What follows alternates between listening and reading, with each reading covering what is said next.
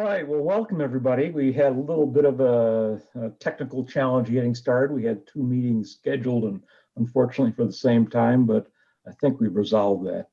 We're happy tonight to welcome our speaker. We're fellow Monroe Institutors, and we'll have a chance maybe to talk a little bit about that.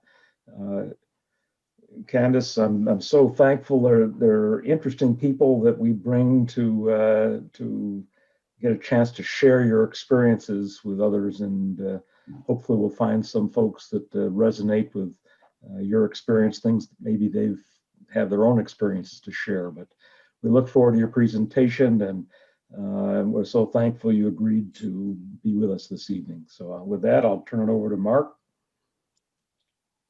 All right. Well, thank you, Jim, and welcome, Candice Sanderson, to the Consciousness Cafe.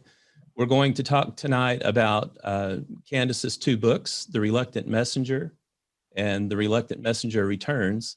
And she's an author and an active podcaster too. And before we jump into things, Candice, could you tell us how we could contact you with your website or your podcast addresses? Right. Absolutely. The easiest way is just to go through my website, which is Candice, C-A-N-D-I-C-E, not Candy, CandiceSanderson.com. And you'll see links to, I have 3 different YouTube channels. You'll see the links to that, links to my books, and anything and everything you wanted to know about me, which not really, is on my website. So that's the go-to place. Okay. And you have 3 different podcasts going. Is that correct? Yeah, it's crazy. It's not something I actually planned on doing, Mark, but the messengers, I have this very personal relationship with them. Initially, they told me, you're going to be writing a book. And I'm saying, no way, no way. Well, I wrote a book, and then I wrote another book. And then they said, you're going to have a YouTube channel. And I know you all don't know me, but I am really such a shy person. So getting up and speaking in front of people, even if it's on Zoom, is something I'm not really comfortable doing. And so I certainly am not comfortable in having a YouTube channel. But here I am with 3 of them. But one of them is just, it's under my name. It's Candice Sanderson, The Reluctant Messenger. That now has 112 videos, short videos on. Then I have one called Spiritual Conversations. And those are, I've got probably 38 episodes. They are with Carrie Palmer. She's a radio personality in Seattle. She read my book a few years ago, contacted me, and we've been good friends ever since. And the third one is called The Reluctant Messenger Unleashed. And that is co-hosted by Donna Rebido. Donna is also a Monroe graduate. She's also had a near-death experience. And she has a wonderful podcast called Exploring Consciousness. But I was a guest on her podcast, and she was the book really spoke to her. And when we were preparing for the interview, she kept texting me or sending me a message. She kept saying, oh, page 4, I love that. Oh, page 7. Oh, page 17. She kept going on and on and on. But she decided, her guides told her that she should do a YouTube channel with me. So we do it, The Reluctant Messenger Unleashed, and it is a virtual book club. We're getting ready to start, I think, chapter 6. That's cool. Well, you talked about being shy, although you don't project it. You're very confident on camera. But talk a little bit about your professional background. And on your website, you actually say that, before all this started happening, you were the epitome of normalcy. So yeah, what happened? Just tell us a little bit about yourself. Okay. And then I want to explore some things for some of the skeptics who may be listening, because I wanted to answer some questions right off the bat before we dive in. Okay. Well, you see this giant book behind me, The Reluctant Messenger, Tales from Beyond Belief. The Messengers gave me that title because most of the stories I tell were beyond my belief system, yet I was the one having them. But the subtitle is An Ordinary Person's Extraordinary Journey into the Unknown. I was, like you say, Mark, the epitome of normalcy.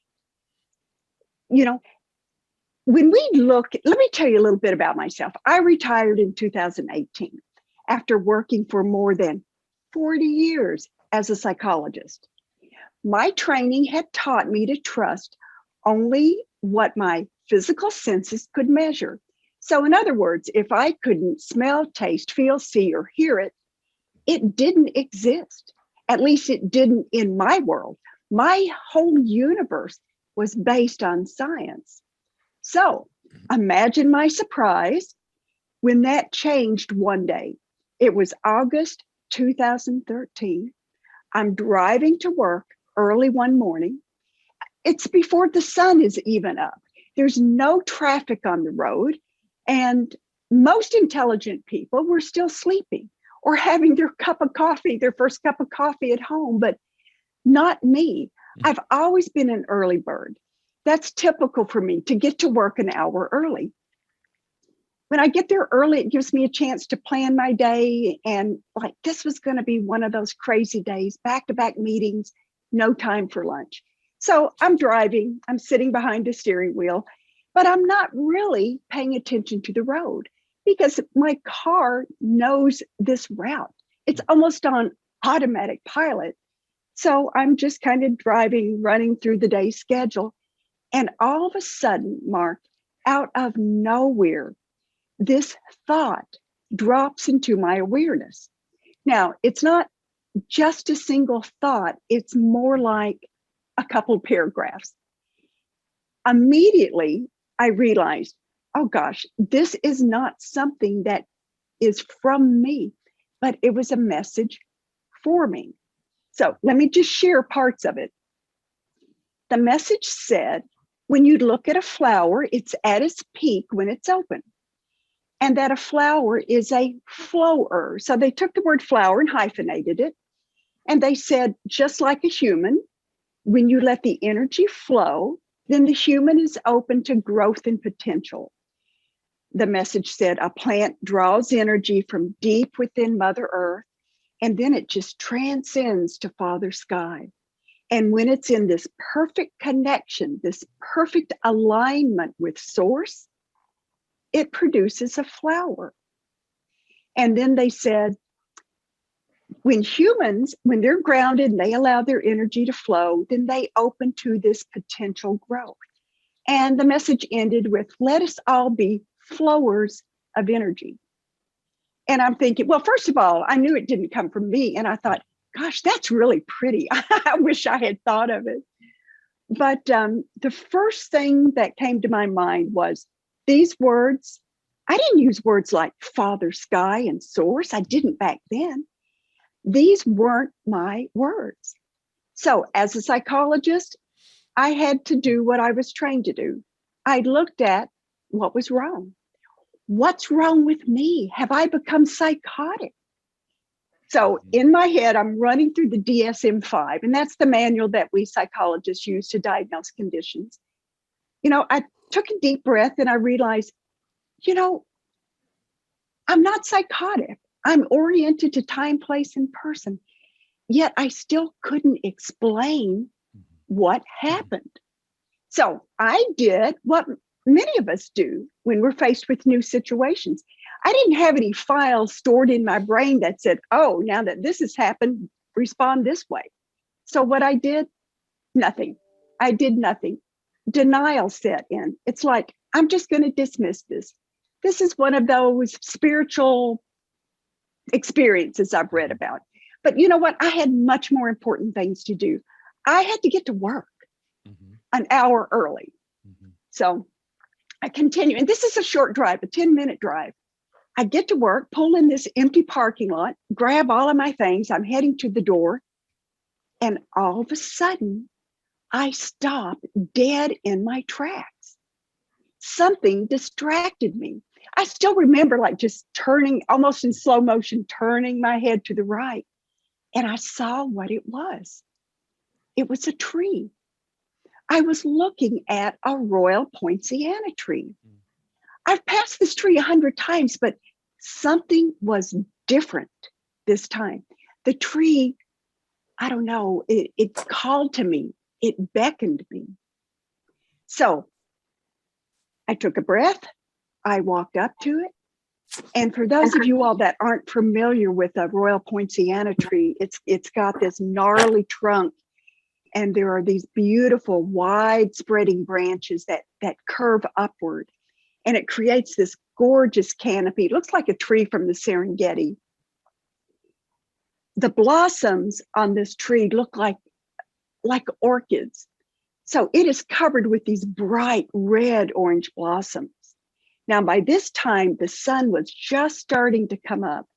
And so beams of light were coming down and just filtering through these leaves. And the leaves of a Royal Poinciana look like ferns.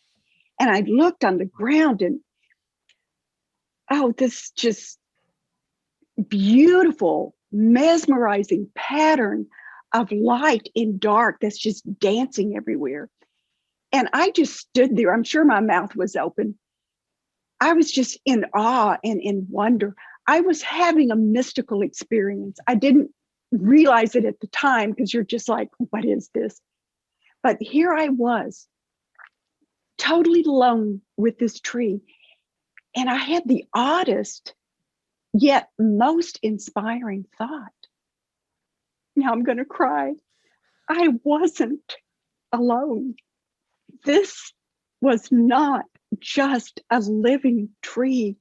It was a sentient being. Mm-hmm. This tree was as much alive as I was. So as I'm standing there, my vision shifts to this tiny bud that has not opened. And then that experience that I had just heard, that message about us being flowers of energy, it came back to me. And I realized that bud represented me. It represented us. That I knew that on some deep, undiscovered level, I had been guided to this tree to see this unopened bud. And I realized this represents all of us potential. And any thoughts that I had had about that message and when I had dismissed it, it all came back to me. And I realized, wow, I don't know what this is, but it's something very significant. Now, I have no idea how much time passed because I know some in your audience have had NDEs. And when you've had an NDE or a spiritually transformative experience, time stops. It just doesn't operate the same as it does in our 3D world. So I am there just soaking up this energy of the tree. And whatever period of time passed, it passed. And I went inside that building, not really knowing what had happened and not knowing how that message and the experience with the tree would change me. I had no idea that I had just taken my first steps into the unseen world of spirit. Mm-hmm. And I've never been the same since then. Yeah. Well, and just to clarify, and I was going to say this for some of the skeptics who may be watching this at a future date, if not tonight, what you're talking about, you gave us a great introduction to the conversation tonight. It's not part of an organized religion like Catholicism or baptism or whatever. This is not an organized religion we're going to talk about. And it wasn't something that your family taught you as a child. It wasn't right. A faith tradition that you inherited. And you just said you were a very by the book scientific method psychologist with a DSM-5 who understood psychosis and neuroses and all these other things. Right. So you had that educational training that was steeped in a materialistic world and a worldview. So what happened to you and what we're going to talk about tonight is something that was totally different. That's not something that you experienced earlier in your life, that it wasn't something that someone else taught you. It's something that actually happened to you. And you know what's so interesting, Mark, is when I talk to people who are psychics or they've had these wonderful experiences, when I hear them talk about their background, I hear them say, well, my mother was this way, or my grandmother, or, when I was 2 years old, this happened. And like, no, I'm 60 something and this happens. It's like, oh my gosh, I never expected this to happen to me. Once I went in the building and as a psychologist, I'm trained to be an observer and I'm trained to document. So that's what I did. I came in the building, I opened up my computer and just started typing up everything that had occurred to me. And a few days later, I started getting messages from people who had passed away, like, as if I were a medium. Mm-hmm. And I'm thinking, here we go. What is this? And these would occur during that early morning commute. So I learned real quickly to come up with a routine. I would get in my car, fasten my seatbelt, crank on the engine, and I would open up my iPhone. I would open up to the recording app. I would hit record, and immediately the messages would flow. And the messages were like dictation. I heard them and they were so specific. Now, this is telepathic because I'm not hearing with my ears, but the words were so specific. They would tell me when to start a new paragraph. They would say what punctuation to use at the end of a sentence. If I made a mistake, I would telepathically hear, strike that, and they would give me the correct wording. Sometimes there would be words that I was not familiar with, and I would, in my mind's eye, see how it was spelled. And I don't know if there's a such thing as a mind's ear, but I would hear how it was pronounced. And so I just started collecting all of this data. In fact, when I had my interview with Donna Rebido, when I was on her podcast, she said, well, Candice, you were actually the perfect person for the messengers to come to you because you were skeptic, yet you were an observer. You were a trained observer as a psychologist. And I never really thought about it until then. And I thought, gosh, she is really right. So I didn't jump into this and say, oh, great. Now I went from psychologist to psychic, from skeptic to believer in 10 minutes. It's like, no, I don't know what this is. So I'm going to just allow it to occur. And as it occurs, I'm going to sit back and document. And that's what I did. Every day I would get messages. I would go home, transcribe them. And then I started validating them. And after a while, I had pages and pages of validations. And I slowly kept pushing the edges of my belief system until I could accept that the information that was being shared with me really had some true value. So it was a big leap for me, but it allowed me, my training as a psychologist allowed me to just be objective, receive what occurred, validate it. And that's all it took. It was so cool. Yeah. Well, and another thing that was important too is your documentation. And I think that was one of the critical pieces to actually produce the book itself. Yeah. And a lot of people don't do this. I feel like a lot of people who have had spiritual experiences or near-death experiences, out-of-body experiences, they don't write down what happened. Or if they've had a succession of spiritual experiences, they don't write it down and they never can build upon those things that initially occurred later on so that they can have different types of epiphanies or realizations, or deeper meanings attributed to things. But, right. And for people who haven't seen Candice's book, I was going to call you Candy. So, yeah, for people that have not seen Candice's book, it's chock full of all these messages and almost verbatim. I mean, she italicizes them, but they're all there. And it's not just a couple or a half dozen. It's like 50 or 60 or maybe 100. I don't know how many. Yeah. And they are verbatim. The only thing I changed is in one chapter called Heavenly Help. Uh-huh. That's the one that involved angels. there was a person's name who Right. I needed to keep private, so I just put name deleted. But other than that, the messages are verbatim. And what's interesting, when my editor went through all of the, first went through the draft of the book, I told her, I said, you cannot touch the messages. Those are verbatim. She said, but I have to read them, to get the flow of the story. And I said, well, read them, but you're not allowed to touch them. She came back later. Now, first of all, let me back up. I made straight A's in college. I mean, I can't say that I'm really smart, but I really apply myself. Right. In college, I had a double major, English and psychology. And I was so proud of that English major.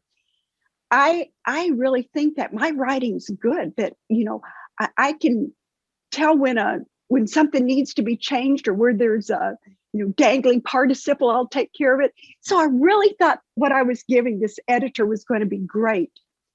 Well, she came back and she said, what's kind of funny is I needed to do some work with your dialogue, with your text. But she said, nothing needed to be done whatsoever with the messages. And I thought, wow. And then I thought, oh, wait a minute, that's kind of a blow to my ego.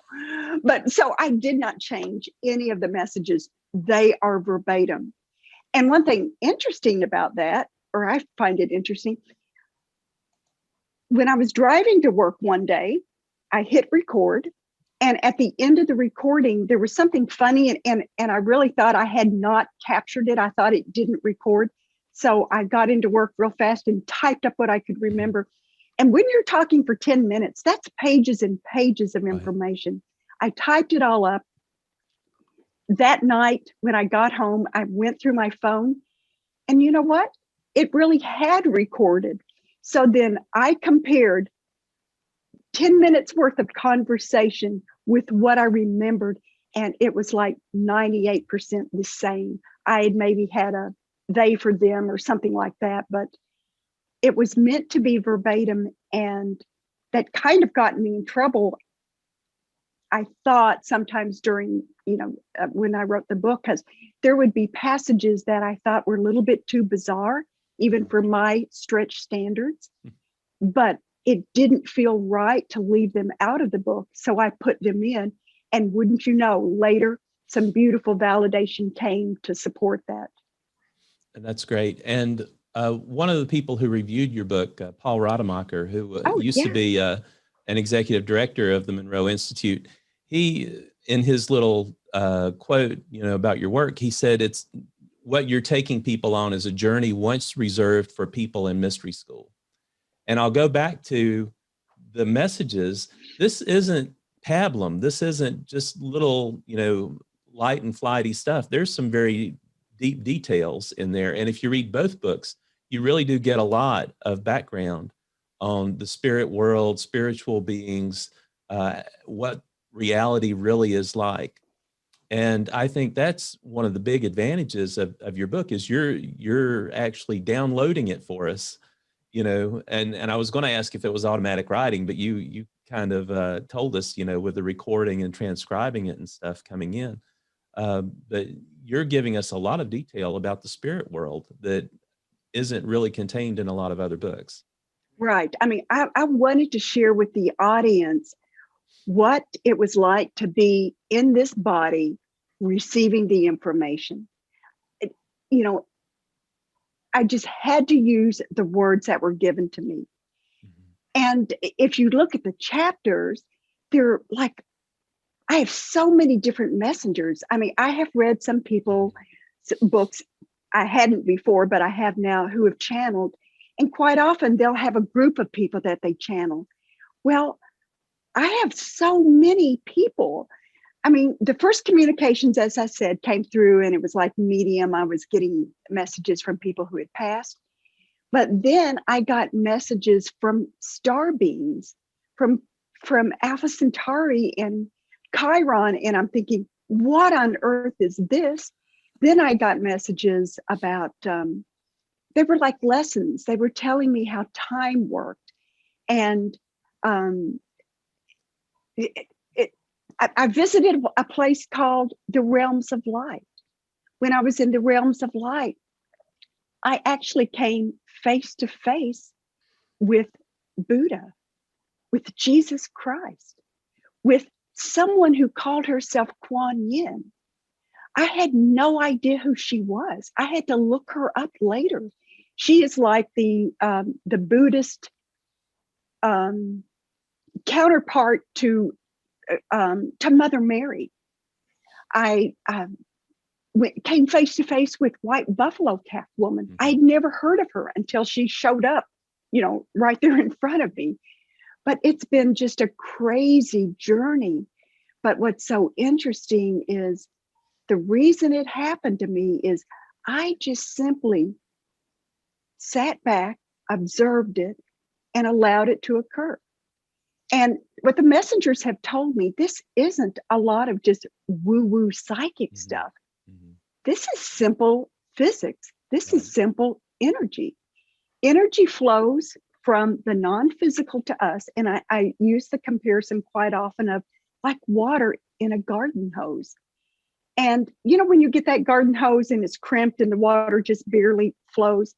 Well, once you open up and allow that energy to start flowing, then that garden hose straightens out and you end up with this huge flow. And if you allow this to happen, which is what I found out with myself, if I allowed it to happen by just observing, then all sorts of things opened up for me. It's been a wonderful experience, very eye-opening for me. Well, you mentioned the flow of time.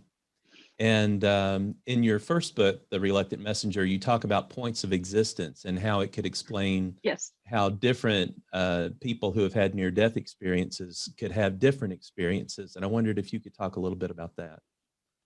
Yes. Okay. POE, point of existence. And the messengers seem to, kind of like Bob Monroe, used to really love these acronyms. So I'll be talking about POE, point of existence. Well, your point of existence is where your awareness is. For example, if I have a hammer and I drop it on my toe, you know where your point of existence is. It's on that toe. Well, most of us feel like that who we really are is our physical body. So our point of existence, and think of it as a dot, just resides within your body. Okay. Well, the point of existence has something to do with time. So let me try to explain that. My vision of time, the way I thought time worked was, imagine just a straight line from point A to point B. It's linear, it's one direction. So your POE, your point of existence, you're this one dot. And this dot goes from here to here to here to here to here. It just goes straight along this line. That's what time was for me, linear. Well, they told me that time is not linear and it's not straight. So now imagine a sine wave, a wavy, curvy sine wave. So if we look at that POE, our little dots, instead of going straight across to grandma's house from home, now we're going to. So our time that it takes to get to grandma's is a little bit more complicated now. It's not quite as direct. So now let's bring in the aspect of your point of existence, your POE. You drop that hammer on your toe, there's your POE. Your POE has this natural tendency to expand, to actually use the heart as a portal to expand. But most of the time, we're just tied up in our physical bodies. And so we can only use our five senses to investigate this world. Once we learn to expand our awareness, that POE changes from a dot to a circle. Okay. But let's add another dimension. It actually becomes a globe. So I actually have a picture I used for another podcast. So here's the POE. Here's the timeline. So it's a sine wave. And the POE was that little dot, and it's huge now. It's expanded. So you see what happens when you are expanded? You are now covering more of the timeline than you did before. So what does that mean? That means that people who are in this expanded awareness can now start experiencing things that happened before. Maybe things in the future. And if you're very expanded and you have more of that timeline that's encompassed within your expanded awareness, people might experience past lives because time doesn't really exist. Once we step outside of our isolated point of existence, we become a field of energy and we start interacting with other fields of energy. Now, this is interesting. I didn't even think about this till right now. When I was driving to work that day, and when I got my first message, my point of existence wasn't inside my body. I didn't need to be inside my body. My car was driving itself to work. So without thinking about it, I had allowed it to drift into the field that surrounds me.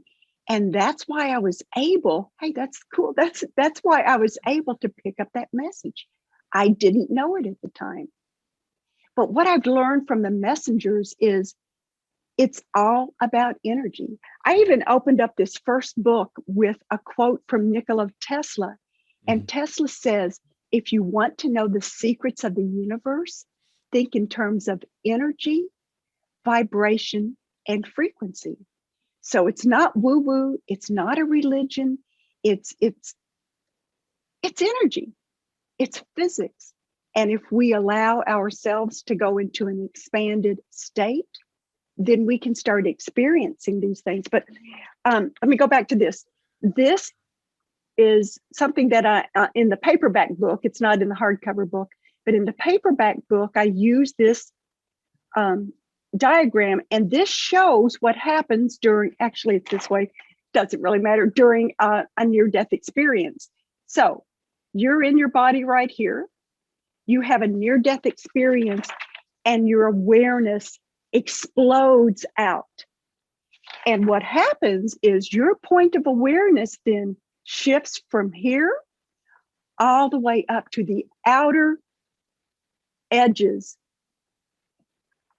of your field of existence. That's why, I mean, we've all read stories about, or talked to people who have had NDEs, but they really weren't in a position where they thought they would die. Well, they thought they would die. You know, here comes another car straight toward them and they just know they're going to die. And they end up having an NDE-like experience, but they really weren't at the point where they would die. You know, no brain activity, you know, but they have the same experience. And what they do is they see themselves below. Why? Because their POE is way out in that expanded field. So this is one thing that the messengers told me.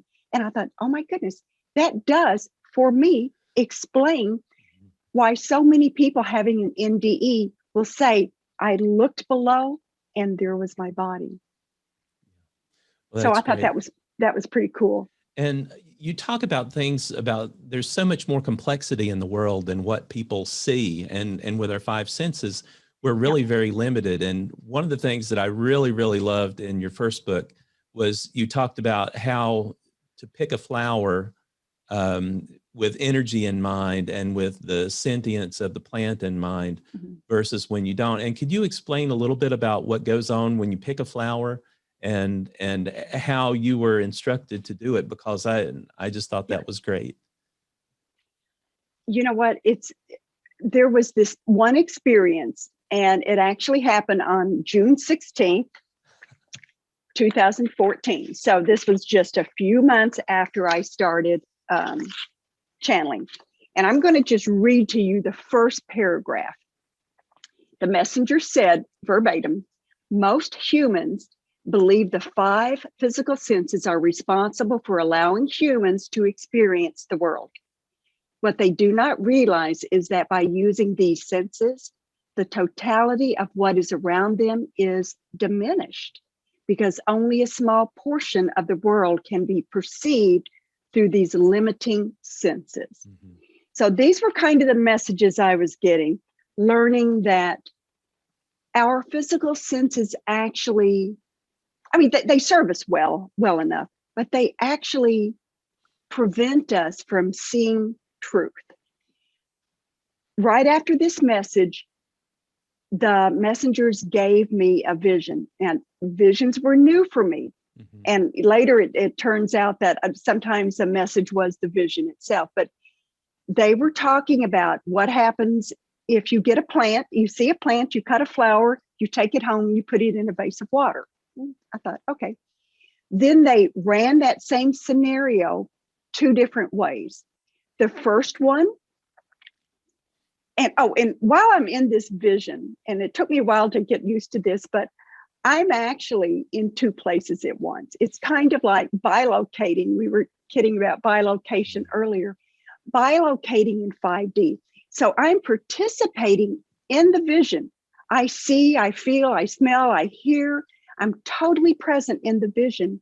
Yet there's an aspect of me that's the observer. So I'm in 2 places at one time. You know, years now I've been doing this, and it's a way of life for me. So it's like, no, it's not strange at all, but it was initially. But first vision, no forethought, snip. I just snipped the blossom, took it home. But they showed me this in an expanded version. Using my heart, I saw the plant's reaction.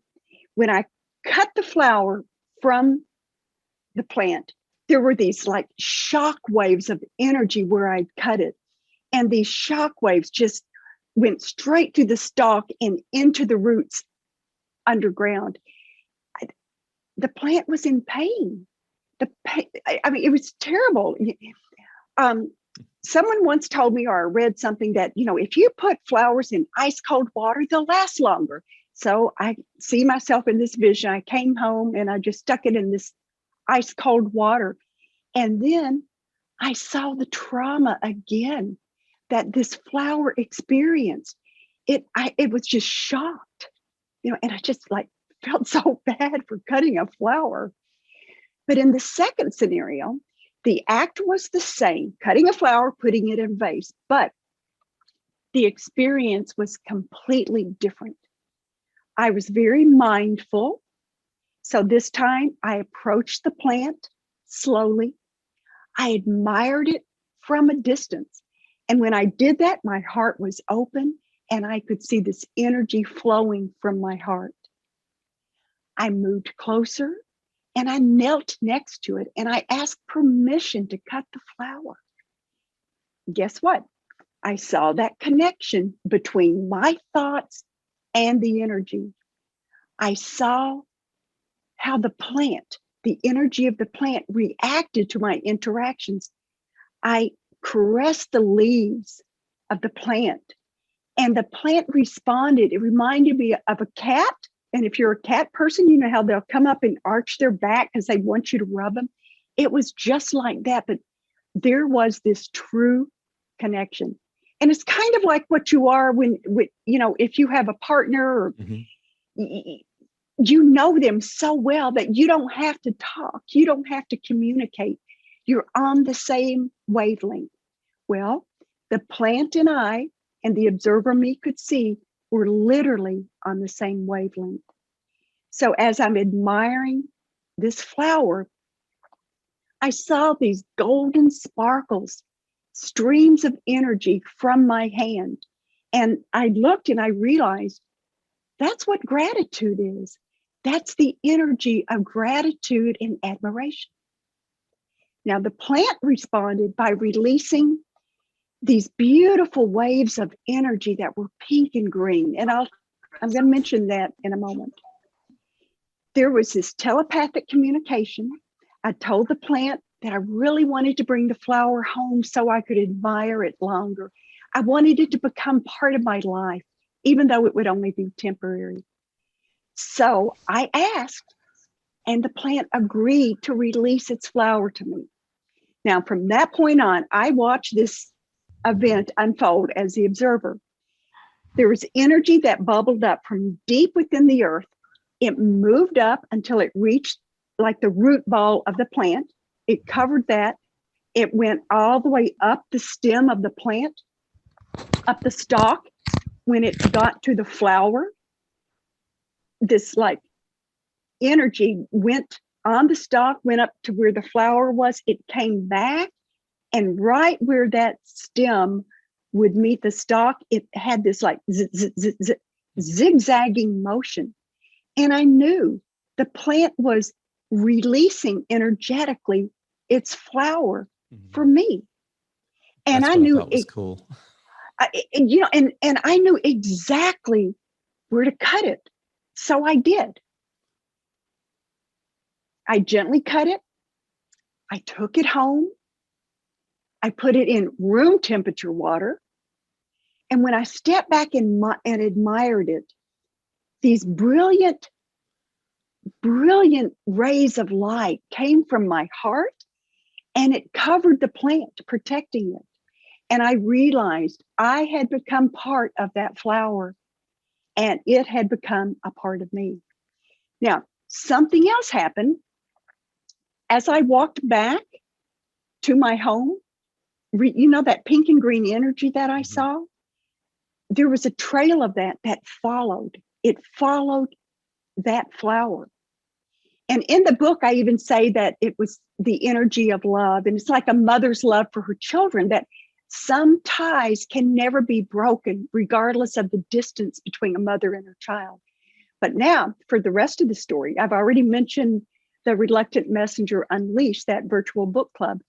When Donna and I were doing that episode, while I'm talking about it, I realized, and it had been 7 years since this vision, I realized just what that pink and green energy meant. Now, at this time, I had been only channeling for a few months, I think 9 months. But when I see angels, they come to me with their signature for me are these beautiful, like chiffon scarves. They are pastel colors of pink and green that interweave together. I now know pink and green means angels. At the time, I didn't. And because I documented all when it happened, when I wrote the book, it didn't even register with me. Oh my gosh. But this was angelic energy. And this was telling me that this is who we are.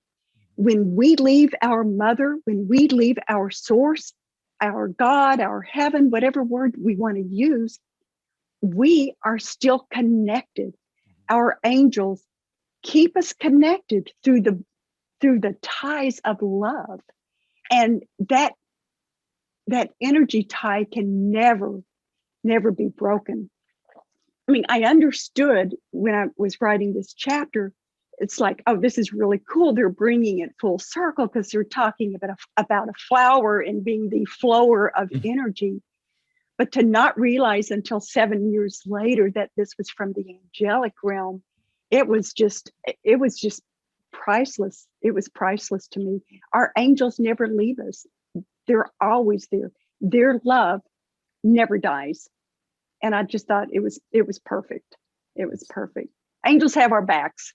That's cool. Well, and thank you for that. And for the people listening on the call, the accessibility of Candice's presentation is the same thing that you'll see in the book. Is it's a very open read and a very easy read for you there.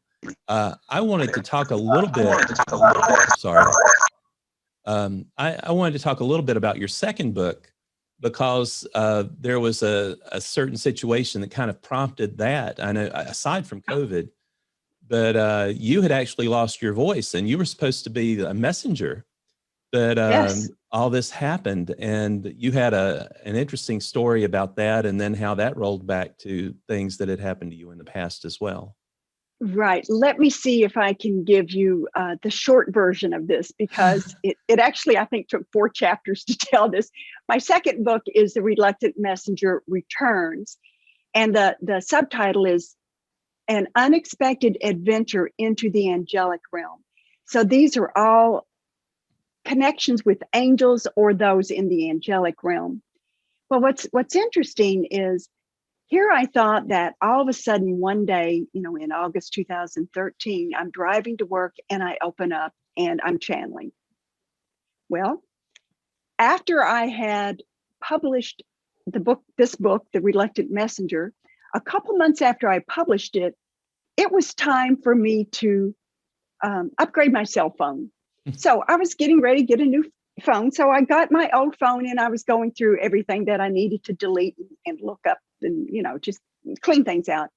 And I found this voice recording, and I was using that voice recorder app all the time to get messages. And I thought, what is this?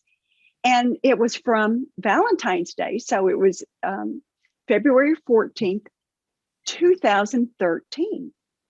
And I listened to it and I thought, what is this? And there was this, and I realized that's my own voice. Okay, I'm going to back up.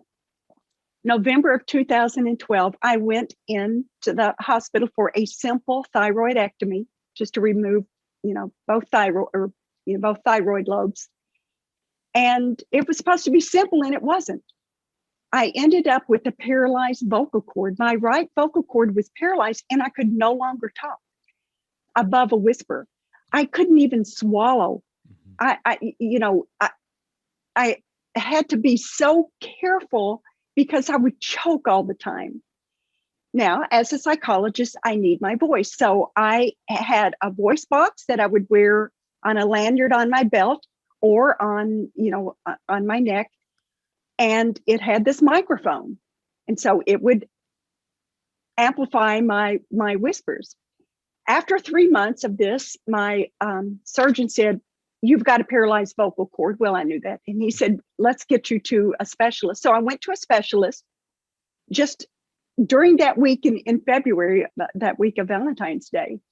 And he used this scope, went down my throat with this tiny camera that felt like it was the size of a horse.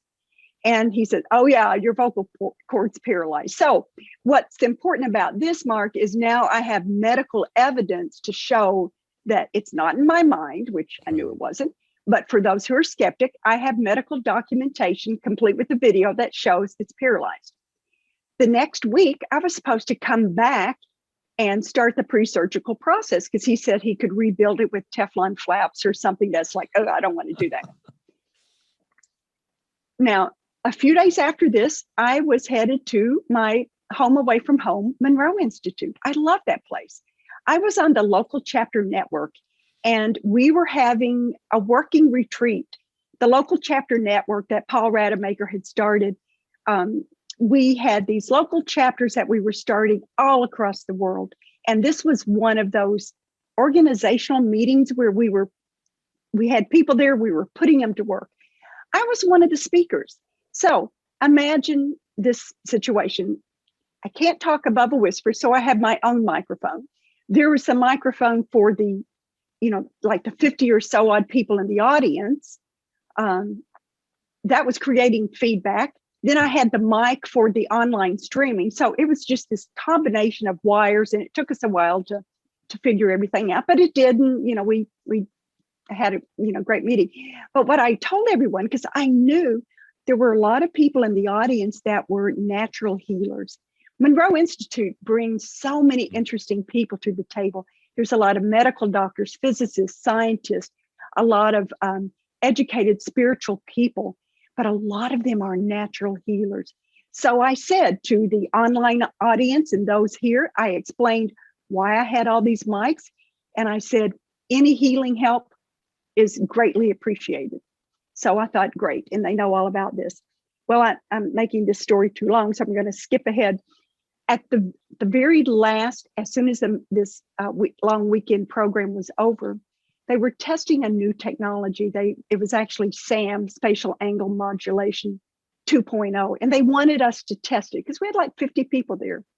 They gave us 3 segments to listen to. We all went to our check units, which is just like if you haven't been there, it's like a sleeping berth on a train. There's a curtain that you can close. It's completely dark.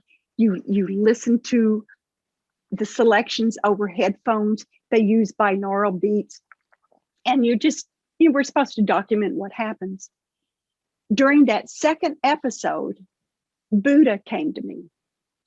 Now, first of all, I grew up as a Southern Baptist. Buddha was not in my orbit. He wasn't even on my radar. I know nothing about Buddha.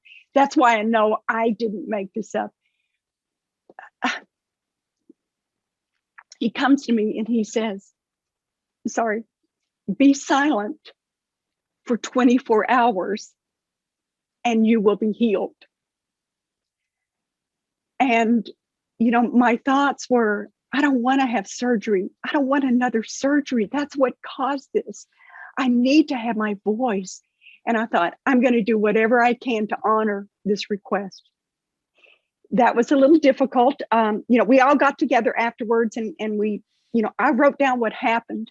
I gave it to the lady next to me and had her read it because it's like, I'm not going to break this vow of silence. And that was hard to do because a snowstorm came in and all of our outgoing flights were canceled. I mean, I was in the room and you heard this chime, chime, chime, where everyone's text messages like cancel flight, cancel flight. So someone had to get on the phone, get all the information and cancel my flight, reschedule another flight while I'm just, writing the answers down. So when the 24 hours was up, I was actually home. I had made it home. And I remember just thinking,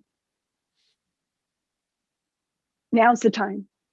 And I opened my mouth. My voice had returned, volume and everything. And then I just literally shouted for joy, absolute joy. I couldn't believe it, that I was actually healed. So that was part of this whole process. Now, I'm going to go back to when I found this voice recording on Valentine's Day, and just within a couple days, I go to Monroe and I'm healed. When I listened to my own voice, it said that that the reason behind my silence, behind my whispered voice, was that I needed to be the voice of an angel. I needed to be the channel for the non-physical. And then I needed to share that. I needed to be that voice. Now, I have no knowledge. I did not remember that whatsoever. But then as I looked back, I didn't become the voice until I published the book. Mm-hmm. So I published the book many years later. And then a few weeks after that, here I find this voice memo in my own voice that says I needed to be the voice of angels. So, and then I also needed some practice. So once I was healed, 24 hours I was healed, a few months later, I go back to Monroe and I am at Lifeline. Mm-hmm. And for those who don't know about Lifeline, Lifeline is a program where you retrieve people who have recently passed and you help guide them to the other side. Now, Bob Monroe stayed away from woo-woo language. He stayed away from religion. He quantified everything in scientific terms. So we had to take them from what he called Focus 21 to Focus 27, which in my upbringing we would call heaven. So I'm starting this exercise and I'm thinking, I don't know how to do this. Other people can do things like this. I don't. And immediately I reach outside my check unit, grab my phone, hit record. And I wasn't recording at that time. I didn't know I could really use that feature very well. And all of a sudden I said a man's first and second name. I said Topeka, Kansas. Then I said another proper name, proper noun, but I knew it wasn't his. I didn't know what it was, but I knew it wasn't a family name. And I'm thinking, that's weird. Where did that come from? I Googled as soon as we were finished. This was our first exercise. We were going to regroup. I Googled his name and oh my gosh, there's his obituary. He had died, and I didn't even know this till I was writing the book, and then I researched him. He had died exactly 3 months ago to the day when I did the retrieval. First name, last name, city, state. And then as I read, I saw that other name, and that was where he worked. He worked at I haven't said the state, so he worked at Jackson Correctional Facility. And I'm thinking, oh my goodness. But then my mouth just dropped open when I read the rest of the obituary. He was a psychologist. Now, I didn't pick up on that during my retrieval, but it's like, aha, it made sense. We both shared that same energy. We shared the energy of being a psychologist. So that's why he was attracted to me. And that's why I connected to him. So my voice was healed. I came in and got practice. And then 2 weeks after that, I'm driving to work and the messengers come to me. I was already prepared, but I had no idea of that when I wrote this book. Wow, that's great. And also too, this is an example of how things that occur to you in life that you may think are negative can have a positive, end result. But Yes. I know we're getting late and wanted to get on to questions, but before Jim comes on to do the Q&A, I wanted to ask, you're the reluctant messenger, the voice for the angelic realm. What's the most important message that the angels would want us to hear for humanity? And then I'll let Jim take over with Q&A. We are not alone. We have never been alone, and we never will be alone. We may think that our life in this three-dimensional world is a solo trek, but it isn't. They're always there with us. They've told me about there are transition teams. When we first come to this earth, when we're born, into this physical body, there's a transition team of angels that come with us. Most of them leave, some of them stay, some come and go throughout our lives, but when it's time for us to drop our physical forms and return to heaven, to God, to source, to our home, that full transition team comes back in again and they lead us home. Great. Thanks, Candice. It's been a great pleasure talking to you this evening, and I'll let Jim take over. Jim? Hi, Candice. On Thank that you. last point, talking about angels being with us when we come in and there to greet us, is that the same as some people use the word guides? Is that the same thing as guides?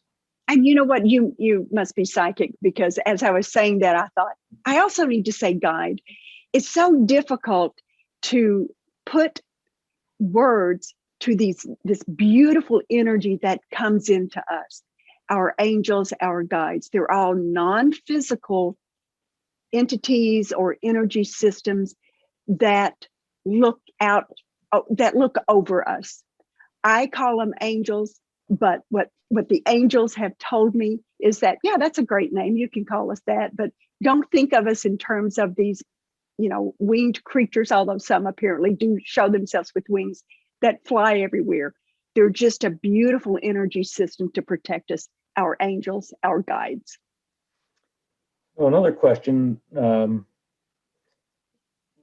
most recent comments focused on our human element, that we come into this life, but I haven't heard much focus on the bigger, Bob Monroe's The Eye There.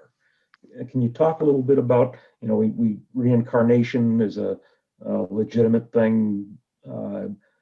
what is the big purpose? How does all this come together? Well, you said it right there, come together. It's all about unity. I mean, I have gotten messages from star systems and they've said that I am made of stardust. All of us are. There is only one. There is unity. There is a oneness to everything that there is. And we leave that beautiful home, that beautiful source of being everything. And we squeeze ourselves into these tiny little physical bodies. And we feel that we are separate. We feel like, you know, in the ocean, as a wave will crest in the middle of the ocean, there's this spray. We're like a drop of spray that's temporarily left the ocean, and we think we're separate. Then we drop back into the unity of all that is. Reincarnation, I didn't believe in reincarnation. You know, my Christian upbringing is like, no, you know, we read the Bible all the time, but if there was anything in the Bible about reincarnation, we skipped that part. But now I realize that just makes sense. Now, I'm not real sure what reincarnation is. Well, I have some ideas, but I think that's part of our journey, our eye, as we're going there. We start collecting these other aspects of ourselves through past lives. The messengers have used the analogy of a cluster of grapes. You know, the grape is connected to the vine. And if you look at a whole vineyard, there's all of these grape clusters that go on this arm. And that's what we're doing. Each grape cluster each grape represents a life that we've had, but it all is moving in the same direction. And it's the direction of unity. And when we step into this beautiful field of energy that surrounds us, we become, even if just for a short moment, part of all that is. I can't tell you how many times, Jim, and I know how odd this sounds as a psychologist saying this, but where I've stepped into the cosmos and I've slipped into this oneness of all that is. I've seen myself zoom past constellations, and I see myself, I've become part. I remember once I was a mite on the wing of a condor, and then I became a drop of dew. I've become part of everything. And I think that was the messenger's way of showing me that I am all that is. We are all that is. But when we're in this 3D world, we have this perception that our POE, our point of existence, is this physical body. And we're so much more than that. So let me delve a little bit into the concept of the Lifeline program. Okay. There are people who've transitioned out of their physical life, Right. but they need help realizing that they've left. Yeah. So that would seem to imply that consciousness, what we experience as people, as humans, continues on. And that if we aren't aware, if we're not knowledgeable about the fact there is something that awaits us, then what we experience could be truncated. So that there's value to be gained in people reading your book, for example, reading a lot of books and becoming aware of what life is like once we leave the physical realm. And that, to some extent, that's a concern I have about the Abrahamic faiths. There's so little information other than there's a heaven and hell, and then there are misconceptions about judgment.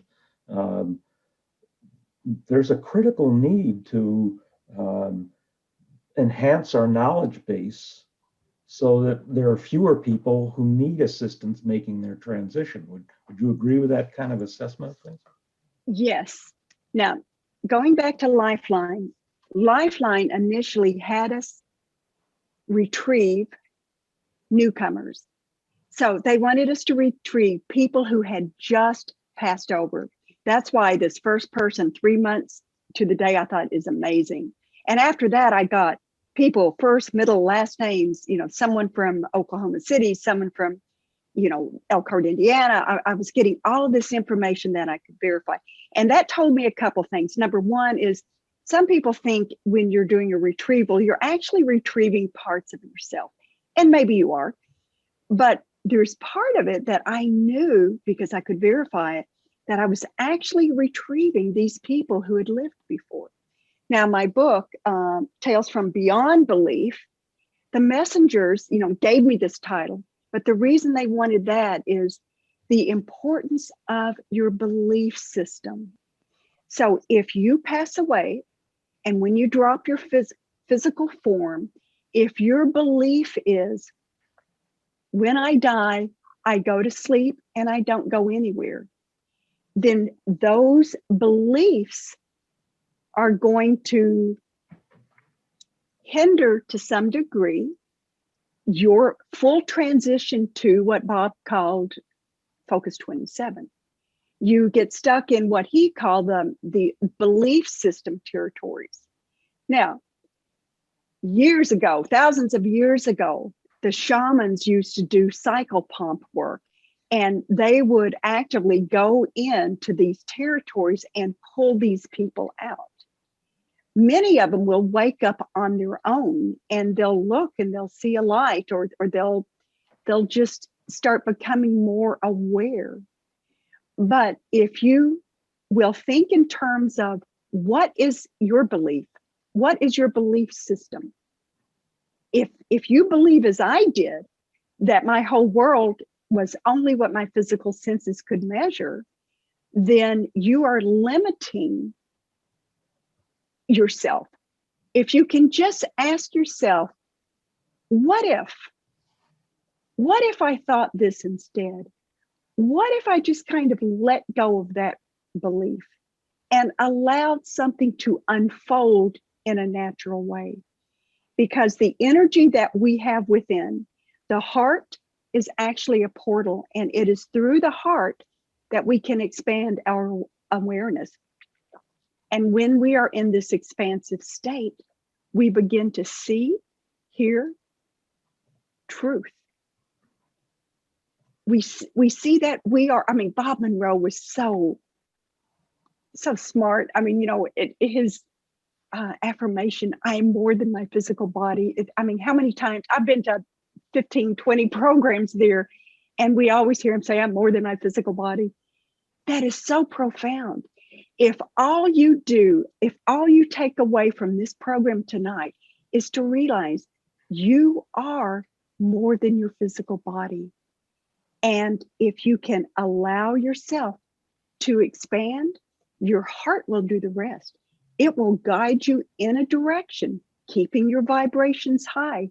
Think what happened. What did I see when there was gratitude and appreciation?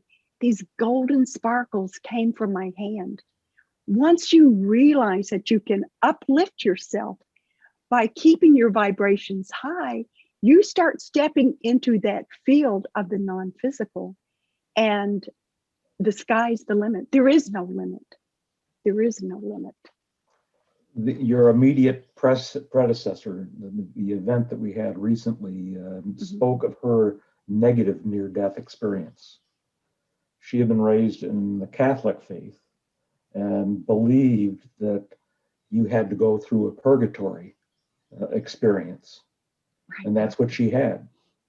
And she came to the conclusion that that was something she imposed on herself, as opposed to it being imposed on her by some outside force. So that's kind of what the main point that I think we're trying to make. Free yourself by becoming aware of all that you are, all that we all are.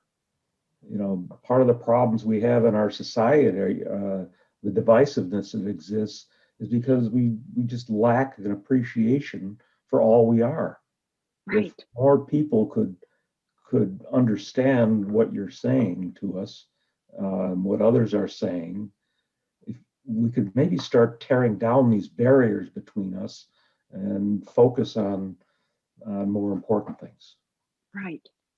I've got You know, Jeanette Bauer has submitted a question. Jeanette, would you like me to read it, or would you like to express it yourself? If you'd like to talk yourself, you'll have to unmute. Hi, can you hear me? Yes. yes. Mhm. Oh, Hi, okay. Jeanette. Hi there. Let's see here. Let me video.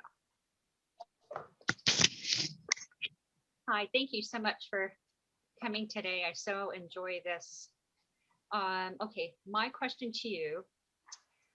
Since there are a team of angels, and I think you answered my question already, but since there are a team of angels who get back together that lead us home, who were there when we were born, why would there need to be a timeline team here on Earth to help us get to the other side?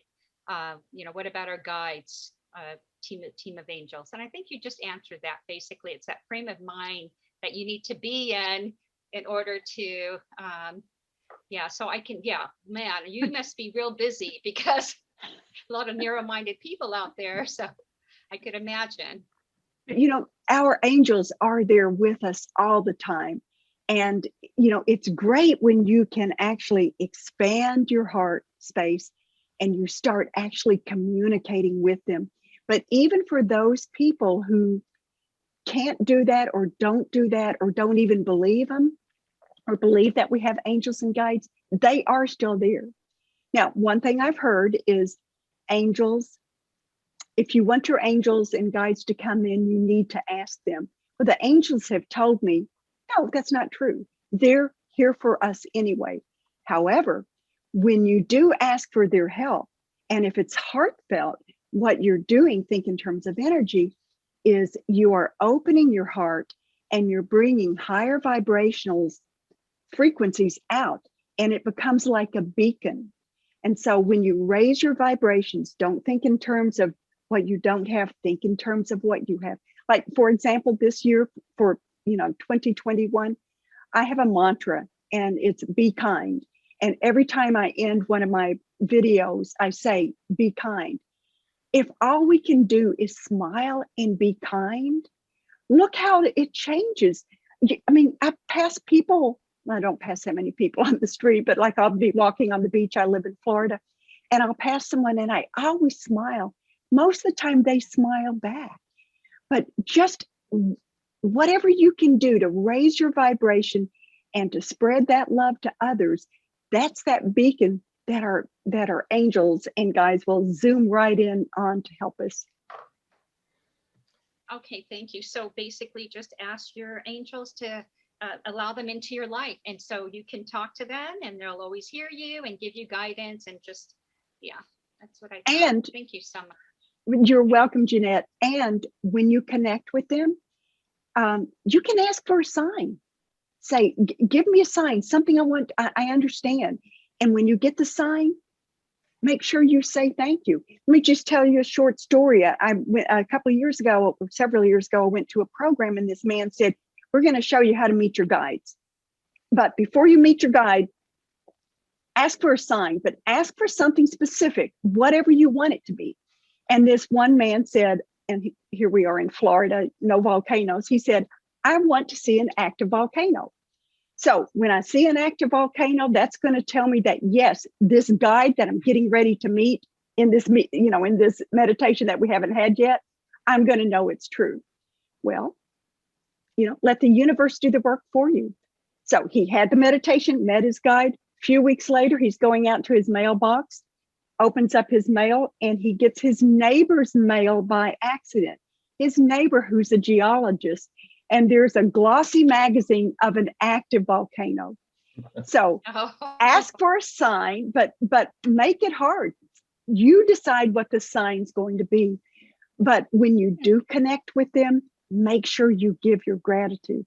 What the messengers have told me is that when you connect to a non-physical source, whether it's an angel, a guide, a star being, whatever, what you're doing is you're laying an electromagnetic path to them.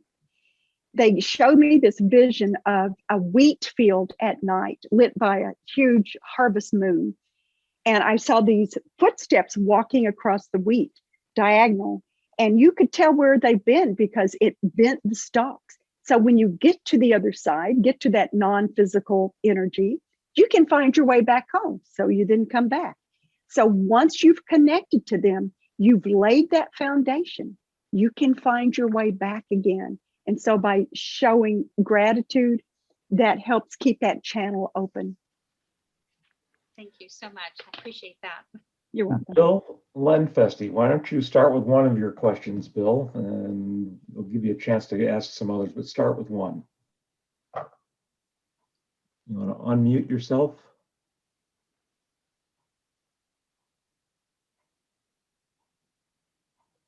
We could just try telepathy. There he is. Okay. It was the last word, the whole new meaning when you got to unmute everything. Let's sort of ask maybe a couple questions in a couple of different phases. Did you ever have the experience that all this was too much and you're being overwhelmed? Because I knew when I was in college, I probably went about the same time you did. And a lot of kids were messing with like hallucinogenic drugs, and they were trying to do a bunch of religious stuff that was unfamiliar to them. And a lot of times they would sort of open doors and they got more than they bargained for. And so what they thought was maybe demonic was actually just too much information that they weren't prepared to take. So they were overwhelmed, and they kind of ran the other way from it. Did you ever feel like that, or do you ever talk to people who are having that? Because because personally, I can understand the theory of a lot of this stuff, but if I ever experienced it, I think it would be it's different when you experience it. It's just almost too much information at the same time. Yeah, it's very different when you experience it. I mean, I'm thinking, holy cow, what is this? My first thought was I'm psychotic.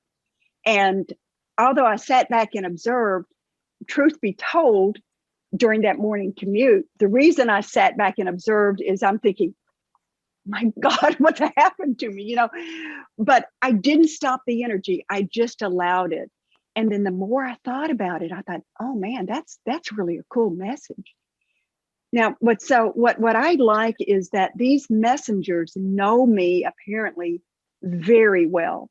And they started pushing the edges of my belief system a little bit at a time. They kept, those boundaries kept stretching, but it was never all of a sudden this happened. It felt like it, but it hadn't.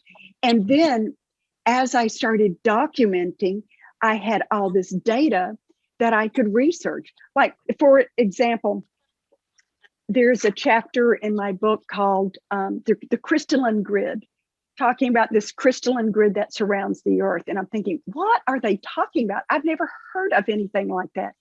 Well, I Googled it, and I know this is esoteric. It's not, in science, but I Googled it, and, crystalline grid around the earth. And I think I got like 14 million hits. And I'm thinking, although I certainly didn't know there was a crystalline grid, 14 million people did.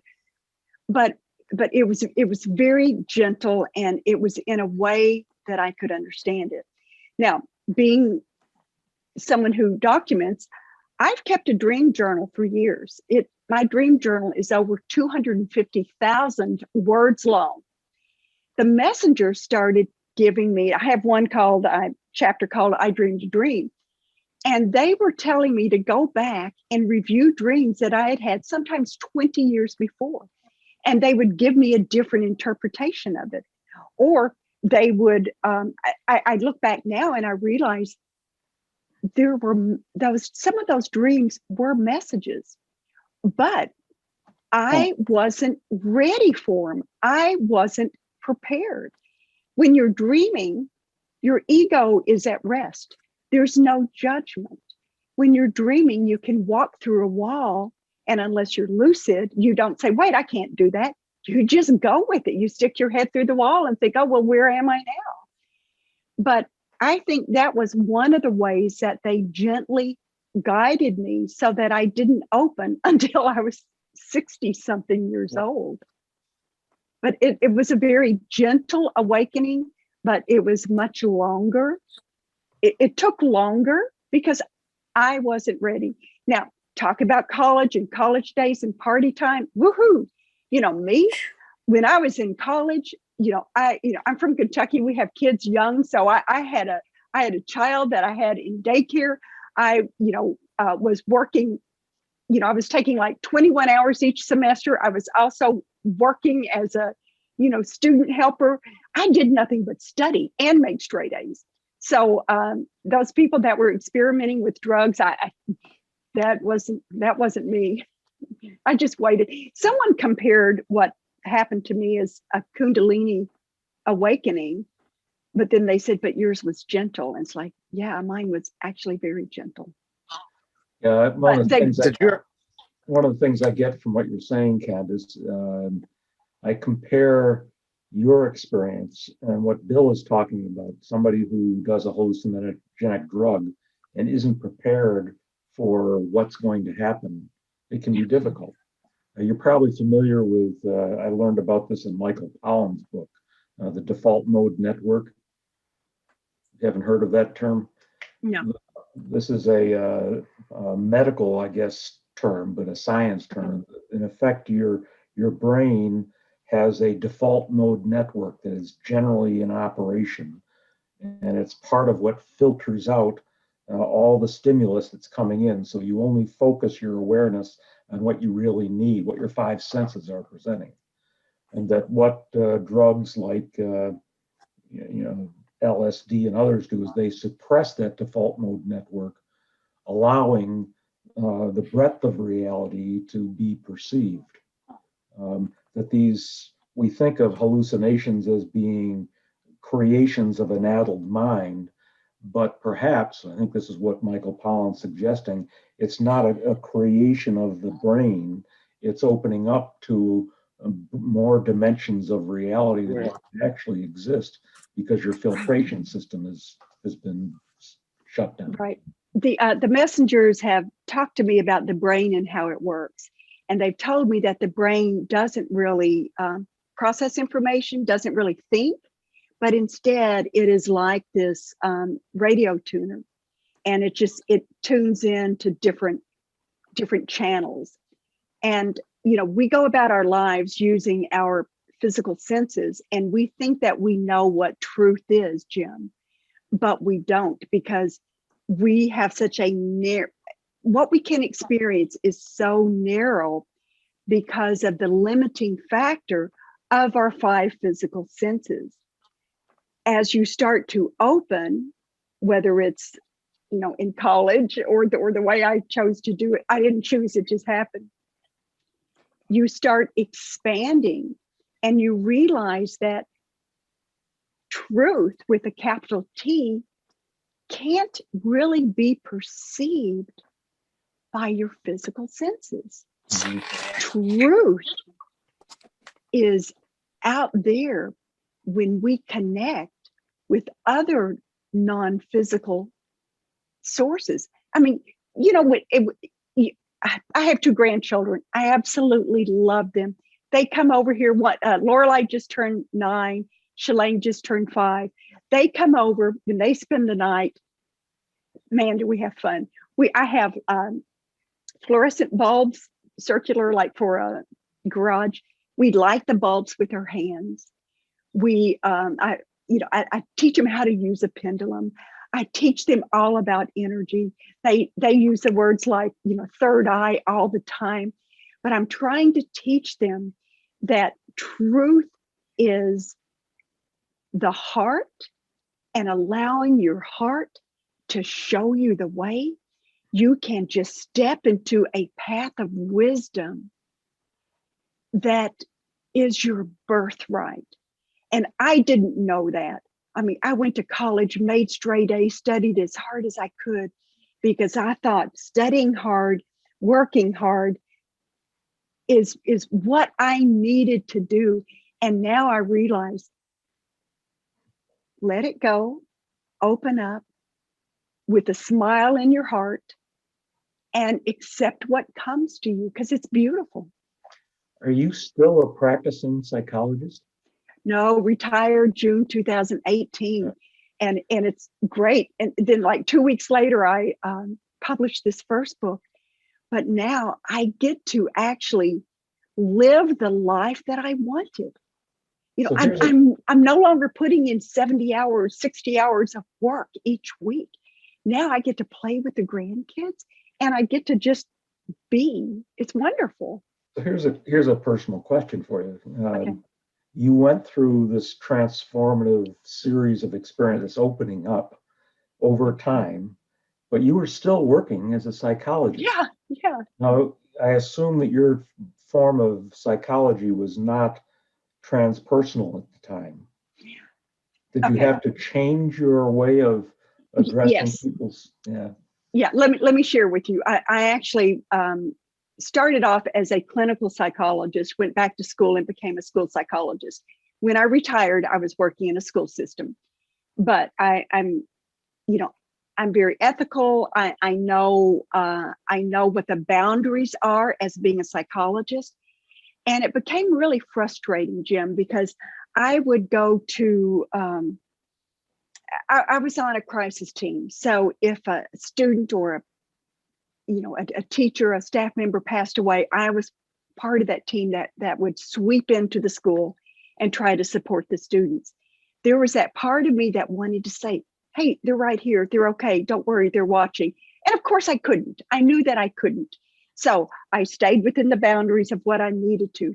However, I was able to use what I knew differently. For example, I did a lot of IEPs or Section 504 meetings. And if I was involved in the meeting, that meant there were some really angry parents. You know, they were mad about something because they had to call me in. And what I would do is I would read the energy of the room. I would sit there and take deep breaths. They don't teach you this in psychology. And I would bring the energy of my heart to each person. And one by one, I would touch them. And when they would speak, I would soften their anger. So I was able to use what I knew, didn't believe, but I knew would work in a way that didn't undermine my position that I had to go through as a psychologist, but I still was able to get at truth that way. So that's fascinating. What I hear you saying is kind of something from the MC squared program at the Monroe Institute. What you were doing was projecting a healing energy unbeknownst to the people that are participating. Right. And it sounds as if you could observe the impact you were having, that maybe the anger levels would diminish. And if more of us could learn to behave that way, instead of letting anger, take over our own, being present and being heart-centered, we can affect things around us. Yeah. You said earlier, smiling at people. I found as I got on my own path, I walk down the road and I just look in people's eyes and smile. How many people smile back? We can do that. We don't have to walk in our little personal alley.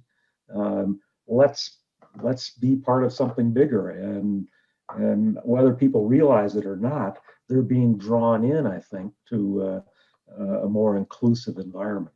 Yeah. Bill's got another question for you. Bill, you want to unmute yourself once again? No, this is several aspects. First of all, because I was a psychology major, and so did you feel like you were moving? And when I was coming up, we had B.F. Skinner on one hand and like Carl Rogers and Fritz Perls on the other. So did you ever stop to think what would happen, how you would have conducted your practice if you had experienced this at the beginning of the practice? It's just fun to think about it. Did you get more involved? Secondly, did you get more involved with stuff like, I guess, Gestalt type things? Because they're sort of pushing the boundaries of, what we know. And thirdly, was there ever a time when you felt like you didn't want to give up parts of your, maybe with me, it'd be parts of my cynical self that would want to maybe make some barbed comments about what was going on. And I was thinking about the flower. If I was, there was a video game that was out when my kids were teenagers, and it was called, I think something like Deer Hunter or Deer Stalker. And it's where the deer hunted the hunter. And so when you were cutting that flower, you said, can I cut part of your, or you asked the plant if I could cut part of your flowers. And the flower would say, in your dreams, how about if I cut your foot off with a rusty saw? No anesthetic. How would that feel to you? So no, you can't cut my flowers. Go do something else. And it's kind of like all these things of, but I would also want to be there and say, I've kind of like my, not sarcastic, but self. But I don't want to give up my some of my characteristics that I've come to really enjoy. Right. And if I go into this new realm, I may have to do that. Does any of that occur to you when you're going through all this stuff? That's a lot of stuff. All right, you got a lot of questions. First of all, I was BF Skinner all the way. I was a behaviorist. That's it. It's behavior, it's stimulus and response. But you got to realize I didn't have my opening till the very end of my career. And the way I handled it was what I had said earlier, about using the skills that I had. I was at the point where I could see energy. I could see what would happen. I could project the energy out. I could see how their energy would change. And so I used it that way. And as far as being cynical, I have this sense of humor that can be so biting. And when I say it, people will look at me like, oh, she said that. So that's still me, because I'm not going to, that's just who I am. And so there might just be this little special place in Focus 27 for people like you and me who, have to go now and then in order to get a laugh or whatever, but that's okay. You're just saying what everybody else wants to say. So go ahead and do it. Right, exactly. And actually, as I was telling the story about the flower, and here I am in the second setting, and it shows me where I can cut it. I'm thinking, because I said there's two of me, there's the observer and there's the me who's actually in the vision, but then there's the other me. It's the me telling this story. And it's like, I never want to cut another flower again as long as I live. I don't want to do that. And then I had to back up and realize, no, remember, Candice, they were showing you what it was like. And I did generalize over, and that does help me. Candice, have you read the book, The Secret Life of Plants? Yes, years ago. And I loved it because it's true. Yeah. And then also, was it Lord of the Rings where they had the Ents, the trees that talk to each other? And you hear about that now, and how they truly communicate through this intricate root system. They are as much alive as we are. I didn't know it until I ran into that Royal Poinciana tree. And it's like, oh my gosh, my world changed in that moment. So I'll share a little story with you. I have a friend who's from Togo, Africa. And his father is one of maybe 20 kings over there. He's going through a transition. His father probably only has a few years left. So Edo will take over for his father. And he's gone through some ceremonies as part of that. And one of the ceremonies is visiting the talking tree. Oh. There is a sacred tree in Togo that you have to go to talk to this tree as part of this transition process. And I heard from him about a month ago saying he had gone through that. I said, so you talked to the tree? And he said, yes. And I said, well, what was it like? And the tree had a big booming voice, and it was very loud. And I asked him, is it possible this tree could speak in English? I said, oh, yes, the tree can speak any language. So I said, well, next time I'm over there, could you take me to this tree? I'd love to meet it. what we think we understand about reality is so limiting. Yes. Everything around us is alive, even the inanimate things. There's consciousness. At Yes. least it seems that way. So, celebrate everything around you. Yeah.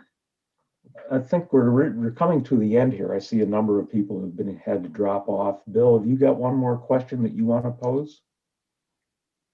Yeah, before I ask it, the cynical part of me wants to say, if trees actually talk, do they ever have any really expressive comments to make to dogs? Yeah, they bark orders at them. No, well, I like that. Get it? Bark. Yeah, no, this is after the dog has left its that was mark. such a sappy joke. Go ahead. I think we should just The leash question this was, conversation now. yeah, well, I just Get thought it off was that interesting. page. Stretch. You mentioned that when we talk to people who, I guess, on another level, on Earth, you have some people who are, I guess, what we call good, and some who are not. Is there a chance that there are the same proportion of people who are, if you want to say good and bad, there, or have people been sort of purified a little bit? I mean, is there a chance you could connect up with somebody who's got either mischievous or really bad intentions? Or is that something you ever thought about when you went through all this stuff? If that makes sense. And it's the last question was, when you talked about opening up and not having any restrictions because of your belief systems, is it conceivable? Because I'm one of these guys that wants to make sure I don't want to jump before I know the water's deep enough. Is it possible that what you call being unrestricted is just allowing for sort of a unlimited chaos type of thing? You're letting everything, because you say everything is good, so you don't have any type of discipline, and what you think is just opening up totally. It's actually kind of just organized chaos, if that makes sense. You understand the question? Well, maybe I'm going to answer anyway, whether I understand it or not. First of all, the way I see people, we are all in our own stages of awakening. Some have awakened much more fully than others. Others just aren't there yet. I don't know why. I don't know why. And maybe they will be in the next lifetime. Maybe I don't know why. And then I forgot what was the last thing you asked about? Well, when you say you were talking about how your belief systems. Oh, okay. Could channel what you believe, and if you open up, can you open up too much and just say, okay, I'm going to open up everything, so there's no discipline and it's kind of like chaos. Right. Okay, my life is still very disciplined. There's not chaos. I have opened up. Not that I'm saying bring it all to me, but I've opened up to possibilities. What if this? What if that? And I use my heart to guide me in a lot of my decisions, instead of, as my psychologist training taught me to, the pros and cons of any idea. You list them and then you compare them and you analyze and you overanalyze and you overanalyze. Instead, I sit back and I just take a breath and I say, which one feels right? So if you looked at my life, although I'm very open, you would not see chaos, and you would not think she doesn't know where she's going, because my heart is guiding me, and it's guiding me on a path that's very comfortable for me. I pay my bills. I function in the world the way that I need to. Yet I've opened up in such a way where I can give my grandchildren experiences that they would have never had otherwise. It feels good. It feels right. My guidance team through my heart says, I'm doing okay. And I'm going to just continue that path. No chaos. Not here. Well, Candice, I want to thank you for being here this evening. There have been a number, I don't know if you've noticed them, but the number of people have expressed their thanks in chat. I know that I'll be running into people in subsequent days who will say they're so thankful to have participated in this. You're doing a service. You know, there are a lot of people who are in service, and we're growing from it. And I just thank you for taking the time to share your experiences. You can be sure that I'm going to go out and buy your book. I've been thinking, what's my next reading material going to be? And I think I've found it. So I'll be interested in reading that. I want to Thank you. And I want to say thank you to you, Jim, and thank you to Mark for having me. It's been a real honor. Well, it's part of an awakening. I say that every time we have somebody on, it's part of an awakening, and we're doing our best. It doesn't, in kind of response to Bill, you know, you can live a life of hedonism. You know, that's okay. But I think we're also here to evolve, and that evolution is cultivating an ability to love. And I know that I've got a lot of work still to do in that regard, but I hope that that in this lifetime I've progressed to a point where what I can experience when I transition will be even greater than what I could experience if I didn't get on this path. So it has a payoff. It's not a heaven or hell kind of payoff, but it's the realms that are open to you are greater the greater you can express love.